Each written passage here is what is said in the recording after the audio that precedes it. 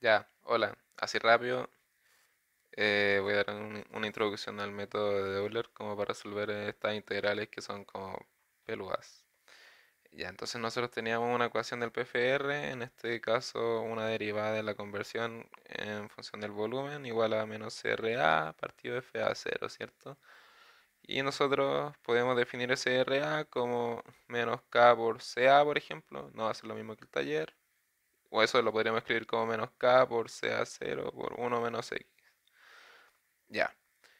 Eh, en este caso, bueno, lo voy a reemplazar porque sí, esto me quedaría acá por CA0 por 1 menos X dividido FA0. En este caso se podría resolver integrando, pero lo vamos a resolver igual con el método de Euler. ¿Qué dice el método de Euler? O sea, primero para dar contexto, uno cuando tiene una integral y quiere resolver esta integral está calculando el área bajo la curva, ¿cierto? Entonces, supongamos que tenemos una curva random que no podemos integrar porque no podemos, digamos. Conocer, en este caso, si ponemos en el eje X el volumen y en el eje Y la conversión, si calculamos el área bajo la curva estaríamos calculando la conversión hasta un volumen de un reactor determinado, ¿cierto? Pongamos un volumen así. ¿Ya? Pero en este caso no podemos resolver la integral, entonces ¿qué hacemos?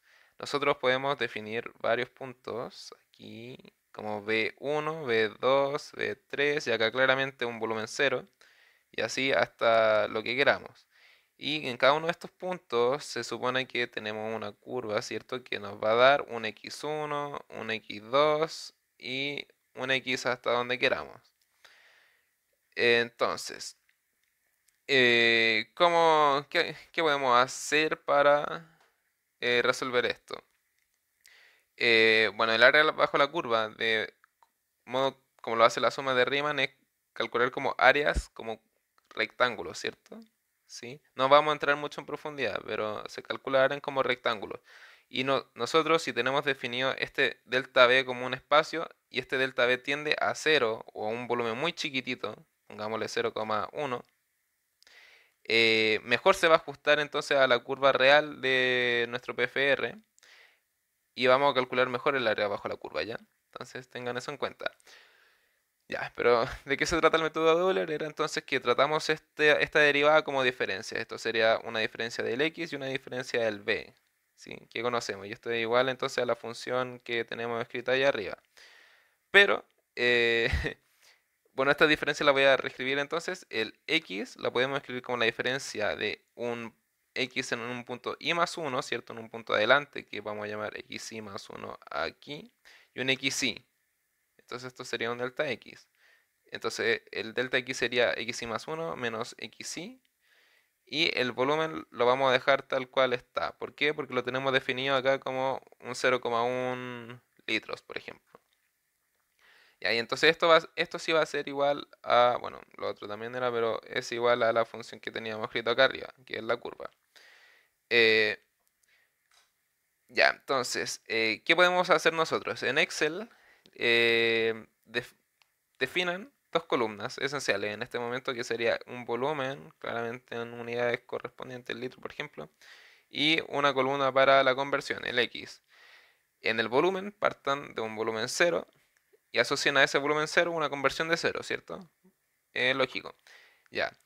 La columna del volumen, calcúlenla utilizando el volumen anterior y sumándole un espacio de volumen, delta B. Entonces tendrían un volumen 1, que sería igual a el volumen anterior cero más delta B.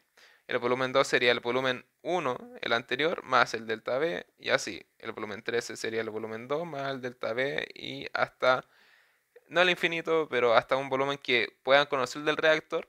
O tiren para abajo esta columna porque quizás quieren saber un volumen determinado de una conversión. Ya. ¿Cómo calculamos la conversión? Ocupando entonces lo que habíamos definido acá arriba. Bueno, acá.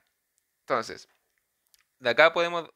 Nosotros ya conocemos un valor de el x, ¿cierto? Que es el inicial, que podría ser el paso anterior a nuestra diferencia. Nosotros entonces, si conocemos este valor, podemos despejar el siguiente paso de nuestra conversión, lo que sería simplemente despejándolo. Entonces me quedaría el xy más 1 igual a la función entera k por sea 0 por 1 menos x dividido FA0.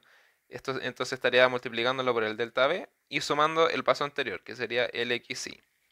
Ya, y aquí tenemos valores constantes, constante, constante, y el X varía. Varía porque es una de nuestras variables, ¿cierto? Acá tenemos un XY. Y ¿qué valor deberíamos ocupar acá para calcular? Sería el mismo XY, el XY anterior, ¿cierto? En este caso sería el 0. Bueno, entonces, en el Excel, volvamos a eso, tendríamos que calcular el XY, o sea, el X1 asociado a este volumen 1. ¿Cómo se calcula esto? Con lo que acabamos de definir acá, que sería K por CA0 por X, o sea, por 1 menos el X anterior, que sería 0, ¿cierto? El X anterior, XY, por el delta B que tenemos definido acá arriba, dividido FA0 más el X anterior, que es 0, más 0. ¿Ya? Entonces ahí tendrían un valor de X1. Luego, el X2 a un volumen 2, uy, tendríamos que hacer lo mismo, ¿cierto? Sería el K por CA0 por 1 menos X anterior, que sería el X1, por el delta B ya definido, dividido FA0 más el X anterior, que es el X1.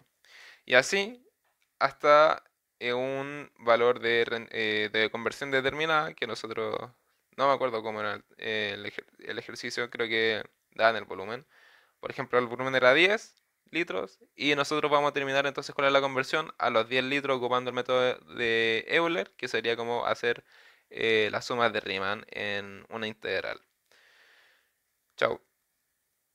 No era ahí.